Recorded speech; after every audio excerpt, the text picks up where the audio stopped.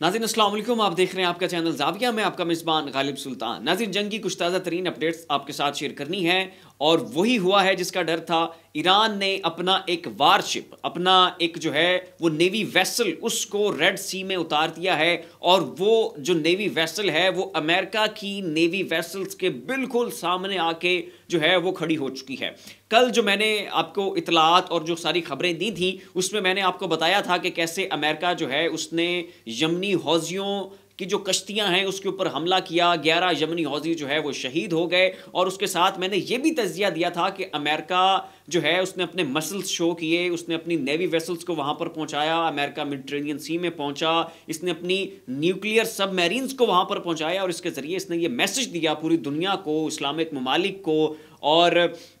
Hezbollah को ये पैगाम पहुंचाया कि जी इसराइल जो है तनहा नहीं है, हम इसकी पुश्त के ऊपर खड़े हैं और कोई भी इस्लामी मुल्क जो है वो इसराइल के ऊपर हमला करने की गलती ना करे, क्योंकि अगर वो इन्वॉल्व होंगे तो इसका मतलब ये है कि फिर अमेरिका ने भी इन्वॉल्व होना है और किसी भी मुल्क ने इसराइल के ऊपर हमला किया तो अमेरिका इसको अपने ऊपर हमला शुमार करेगा और वो जवाब देगा। तो ये बेसिकली अमेरिका एक सिंबॉलिक अपनी प्रेजेंस शो करके ये मैसेज कन्वे करना चाहता था और माहिरीन की यही राय थी कि अमेरिका कभी भी इस जंग में फिजिकली इन्वॉल्व नहीं होगा, खुद साख्ता जो है किसी भी जमात के ऊपर, किसी भी एंटिटी के ऊपर हमले नहीं करेगा, बल्कि जबानी और लफ्जी गोलाबारी जो है वो अमेरिका करता रहेगा।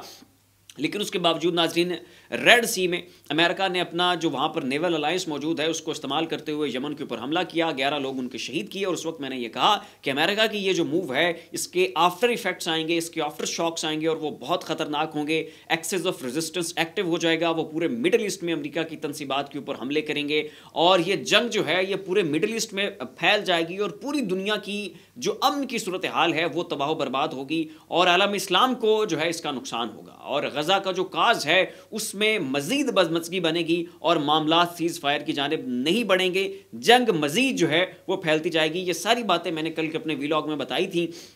और मैंने साथ ये बारहा कहा था कि इसका रिजल्ट आएगा और वही हुआ है। ना सिर्फ एक्सेस ऑफ रेजिस्टेंस एक्टिव हुआ है, ना सिर्फ जो है हिजबुल्लाह के जो सरबराह हैं हसन नसरुल्लाह, ना सिर्फ उन्होंने धमकी लगाई है बल्कि ईरान भी जो है अब इस मैदान में उतर आया है। सबसे पहले तो नाज़रीन जो हिजबुल्लाह की सरबराह हैं सैयद हसन नसरुल्लाह, उन्होंने धमकी देते हुए कहा है कि अगर अब ये यूके और बरतानिया और वेस्ट और इनका जो पूरा अलायंस है ये मैदान में आएंगे, ये यमन के ऊपर हमला बोलेंगे तो ये जहन नशीन रख लें, ये बात अपने दिमागों में बिठा लें कि फ़िलहाल जो हिजबुल्लाह की कार्रवाइयाँ हैं ये सरसरी सी हैं, हमने अपनी जंग में ज़्यादा इंटेंसिटी जो है वो नहीं डाली, हमारे हमलों में शिद्दत नहीं है, लेकिन अगर आप ये कार्रवाई करेंगे यमन के ख़िलाफ़ और उनके ख़िलाफ़ एयर स्ट्राइक्स करेंगे तो फिर ये बात याद रखें कि हिजबुल्लाह भी अपनी जो कार्रवाइयाँ हैं उनकी इंटेंसिटी में जो है बहुत ज़्यादा इजाफा कर देगा और फिर मामला जो हैं बहुत बिगड़ जाएंगे। और उसके साथ ही ईरान ने भी जो अपना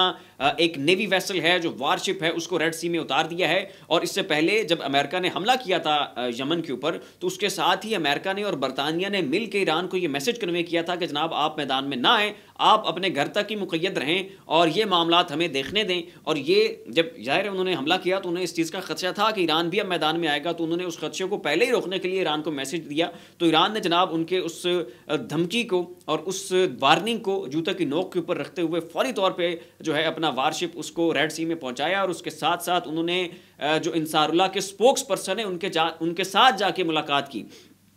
ईरान के जो सिक्योरिटी चीफ हैं अली अकबर, ये गए हैं यमन और वहाँ पर इन्होंने जो यमनी हौजी जिनकी जमात अंसारुल्लाह है उनके स्पोक्स पर्सन के साथ जाके मुलाकात भी की, उनकी तारीफ़ भी की और उनकी मॉरल सपोर्ट की भी यकीन दहानी की और साथ जो अपना वारशिप है उसको भी रेड सी में पहुंचा दिया है। दूसरी जानिब नाज़रीन, यूके का पार्लियामेंट, अमेरिका की इस्टेब्लिशमेंट, वहाँ पर ये चीज़ें ज़ेर बहस हैं, ये मामला अंडर डिस्कशन आ चुका है कि क्या अब यमन के ऊपर उन्हें एयर स्ट्राइक्स का आगाज़ कर देना चाहिए या कि सरसरी और हल्की सी ये जो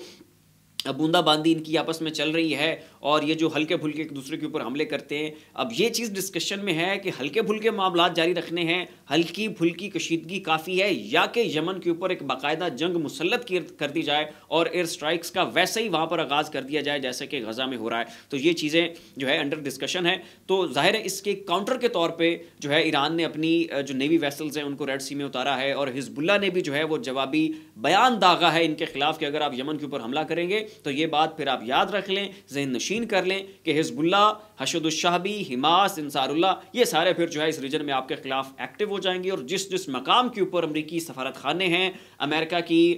जो तनसीबात हैं पूरे मिडिल ईस्ट में, वो फिर जनाब रेड जोन में ही आ जाएंगी और वो फिर हमारे निशाने पर होंगी और फिर हम जो है उनके ऊपर हमला करेंगे। तो ये मैसेज जो है नाज़रीन एक रद्द-ए-अमल के तौर पे, एक जवाबी कार्रवाई के तौर पे हिजबुल्लाह की जानिब से, ईरान की जानिब से यूके को, वेस्ट को और अमेरिका की जो एस्टैब्लिशमेंट है उनको पहुँचा दिया गया है। तो ये थी नाज़रीन अब तक की कुछ अहम मालूमात जो हमने आपके सामने रखी। फिलवक्त के लिए इतना ही। ऐसी मज़ीद अपडेट्स देखने के लिए देखते रहिए हमारा यूट्यूब चैनल और फेसबुक पेज। अपना और अपने अज़ीज़ व अक़ारिब का ख्याल रखिएगा। अल्लाह हाफ़िज़।